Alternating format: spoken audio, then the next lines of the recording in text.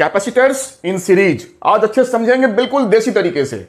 सामने 3 capacitor C1, C2 और C3 आपको दिख रहा है। अब ये कैपेसिटर सीरीज में है कि पैरेलल में है, कैसे समझेंगे? तो पहले हम सीरीज की बात करेंगे।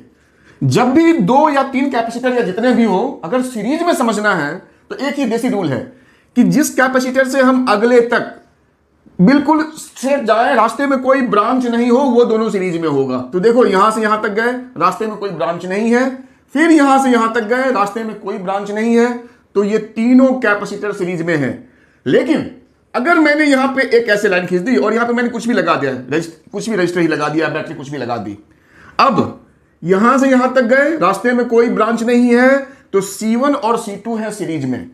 बट जब हम C2 से C3 पे जाते हैं तो देखते हैं यहां पे क्या, यहां पे एक ब्रांचिंग है, यहां पे एक जंक्शन है, तो ये C2 और C3 सीरीज में नहीं है। ये सिंपल रूल है।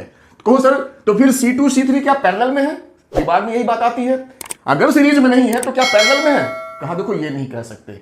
सीरीज में नहीं है तो नहीं है, पैरेलल में है कि नहीं है ये पैरेलल का रूल बताएगा, वो हम बाद में करेंगे। यहां हम केवल सीरीज की बात करें तो C2 और C3 सीरीज में नहीं है, लेकिन C1 और C2 सीरीज में है। यहां से यहां तक गए, बिल्कुल सीधी लाइन। सीधी लाइन मतलब क्या, कोई ब्रांचिंग नहीं। यहां से यहां तक जा रहे हैं, यहां पे ब्रांचिंग है, ये सीरीज में नहीं है। अब रही बात कि जब सीरीज में होता है कैपेसिटेंस तो उसका फॉर्मूला क्या होता है?